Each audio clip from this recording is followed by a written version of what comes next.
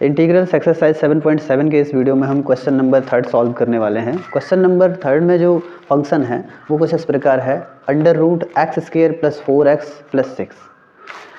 अब ये जो फंक्शन है, इस फंक्शन को हमें या तो √x² + a² में चेंज करना होगा, या फिर √x² - a² में चेंज करना होगा, या फिर √a² - x² के रूप में चेंज करना होगा। इन तीनों में से किसी फॉर्म में हमें इसे चेंज कर देना होगा। ठीक है, तो इसको चेंज करने के लिए रूट के अंदर में जो क्वाड्रेटिक फंक्शन है या क्वाड्रेटिक पोलिनोमियल है, इस क्वाड्रेटिक पोलिनोमियल के साथ कुछ मैथमेटिकल प्रोसेस करके और फिर हम इसको चेंज कर देंगे इन तीनों में से किसी एक फॉर्म में। चेंज करते हैं, लिखिए late x² + 4x + 6 is equal to, हम ये दो जो पद हैं इन दोनों पदों को होल स्क्वायर के रूप में कन्वर्ट करना चाहते हैं। x² + 4x और प्लस यहाँ लिख देंगे 4, a² + 2a और b और प्लस b², ये इस टाइप का हो जाएगा। मतलब a² + 2a और b और प्लस b², तो इस टाइप का हो जाएगा, जिसकी वजह से ये a + b का होल स्क्वायर में a + b के होल स्क्वायर में चेंज हो जाएगा, मतलब कि x + 2 के होल स्क्वायर में चेंज हो जाएगा। लेकिन अभी 6 है यहाँ पे, तो हमें वो 6 भी लिखना होगा, तो +6 लिख लेते हैं। अब हमने यहाँ 4 जो लिखा हुआ है, ये 4 तो हमने लिखा हुआ है, ये तो क्वेश्चन में कहीं था नहीं, तो हम जो है एक माइनस में भी 4 लिख लेते हैं, क्योंकि प्लस माइनस कैंसिल हो जाएगा, इसका वैल्यू 0 हो जाएगा, फिर से ये वही रह जाएगा जो पहले था। अब इसको आगे सॉल्व करते हैं, तो इसको और इसको और इसको, ये 3 पद को लेके हम लिख सकते हैं a + b मतलब x + 2 होल पावर 2, ऐसा लिख सकते हैं। और इन दोनों को सॉल्व करेंगे तो -4 और +6 + 2 होगा। ठीक है, अब आगे हम हमें इसको भी स्क्वायर के रूप में चेंज करना है, क्योंकि हम देख रहे हैं यहाँ दोनों ही पद स्क्वायर के रूप में है इन तीनों ही फंक्शन के। तो हम यहाँ लिख लेंगे x + 2 whole power 2 plus √2 power 2, root भी लगा देंगे और पावर 2 भी लिख देंगे, है ना। तो ये हमारा जो फंक्शन x² + a² में चेंज हो गया, यानी इस फॉर्म में चेंज हो गया। रूट तो पहले से ही है ना, तो लिखेंगे देन तब integral of √x² + 4x + 6 with respect to x जो है, अब लिखा जा सकता है integral of √x + 2 power 2 plus √2 power 2 with respect to x, क्योंकि इसका जो वैल्यू है हम ज्ञात कर चुके हैं, इतना है, तो इसलिए हमने इसको रिप्लेस कर दिया उस वैल्यू से और हमने यहाँ ये वैल्यू लिख लिया। अब हमने जो है इस फंक्शन को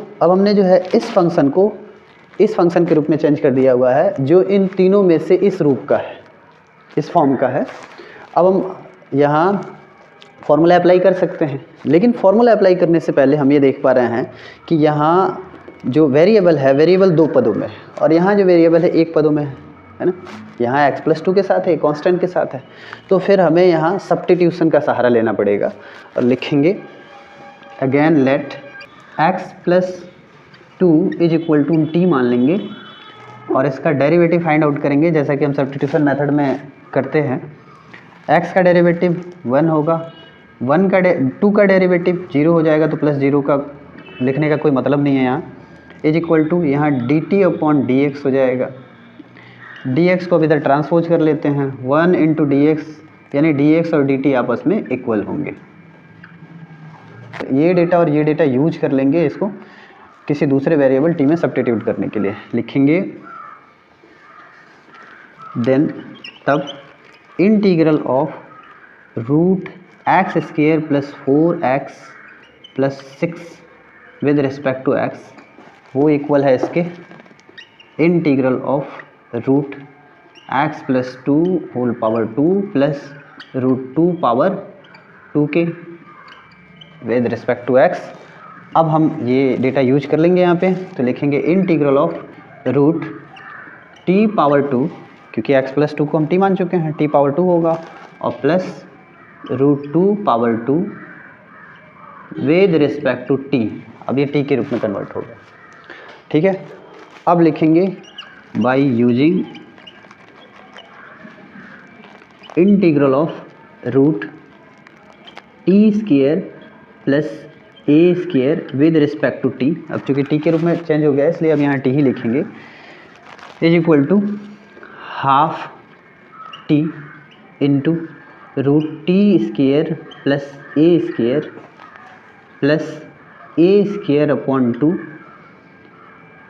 into log mod t plus root T square plus ए स्क्वायर और प्लस इंटीग्रल कांस्टेंट यहाँ सी लिख लेंगे। इसको यूज करने पर लिखेंगे वी गेट हमें क्या प्राप्त हो जाता है, हमें प्राप्त हो जाता है integral of root T power 2 plus root 2 power 2 with respect to T is equal to, जो कि इसके जैसा है, half T into root T square plus ए स्क्वायर का वैल्यू 2 के इक्वल है, क्योंकि ए का वैल्यू रूट 2 हो जाएगा और ए स्क्वायर चाहिए वहाँ, तो रूट 2 का स्क्वायर से रूट कैंसिल हो जाएगा, प्लस ए स्क्वायर, यानी यहाँ हम ए स्क्वायर को 2 के रूप में लिख सकते हैं, अपॉन 2 इंटू लॉग टी और plus root T square plus ए स्क्वायर को 2 लिख देंगे और प्लस इंटीग्रल कांस्टेंट सी हो जाएगा। अब हम यहाँ 2 से 2 को कैंसिल कर लेंगे और रिवर्स सब्स्टिट्यूशन कर लेंगे ताकि हम मूल रूप में वापस आ पाएँ। तो लिखेंगे इज इक्वल टू हाफ, और t का वैल्यू हमने माना हुआ है कितना, x प्लस 2, तो यहाँ लिखेंगे x plus 2 into root T square का मान जो है x प्लस 2 है, होल पावर 2 लिख देंगे और प्लस यहाँ 2 है तो 2 प्लस लॉग t का मान x प्लस 2 है तो x प्लस 2 लिखेंगे और प्लस यहाँ भी लिखेंगे x प्लस 2 होल पावर 2 और प्लस 2 और प्लस इंटीग्रल कांस्टेंट c। अब हम ये जो वैल्यू है, ये वैल्यू इस इक्वेशन में पुट कर लेंगे, इसको इक्वेशन आप 1 मान लीजिए, ठीक है। इस इक्वेशन में राइट हैंड साइड की जगह पे जो ये है इसका वैल्यू यहाँ पुट कर लेंगे, जिससे इसका इंटीग्रल हमें मिल जाएगा। वैसे मिल ही चुका है, केवल औपचारिकता बाकी रह गया है। तो लिखेंगे फ्रॉम इक्वेशन 1 वी गेट, लिखेंगे इंटीग्रल ऑफ, इक्वेशन 1 का जो लेफ्ट हैंड साइड है वो है इंटीग्रल ऑफ रूट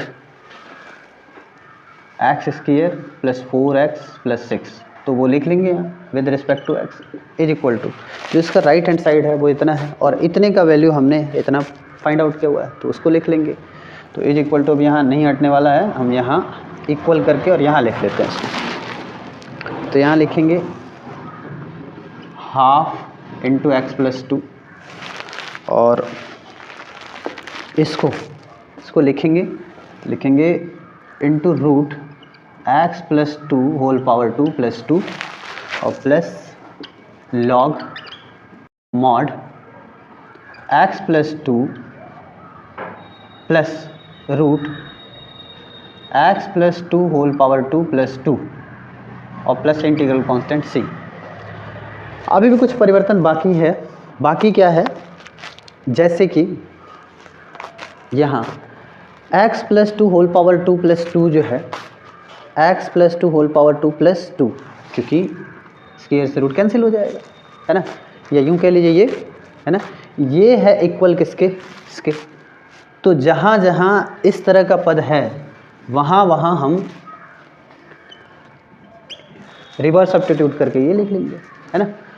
तो लिखेंगे is equal to half x plus 2 into root x square plus 4x plus 6 हो जाएगा अब ये टोटल, और plus log mod x plus 2 है तो x प्लस 2 लिख लेंगे और प्लस यहाँ भी ऐसे ही है तो लिखेंगे root x square plus 4x और प्लस 6 और प्लस इंटीग्रल कांस्टेंट c। तो ये वैल्यू हुआ इंटीग्रल वैल्यू दिए हुए फंक्शन का x के रिस्पेक्ट में, है ना। ऐसा ही क्वेश्चन नंबर 4 है। तो मुझे लगता है कि क्वेश्चन नंबर 4 भी आप इस बेसिस पे सॉल्व कर पाएंगे।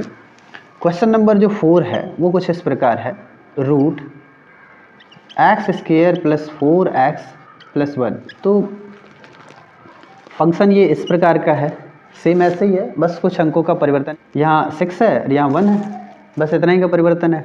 हो सकता है इसको आप जब इस फॉर्म में चेंज करें तो हो सकता है वो इस रूप का हो जाए, तो आप ये फॉर्मूला यूज कर लेंगे, है ना।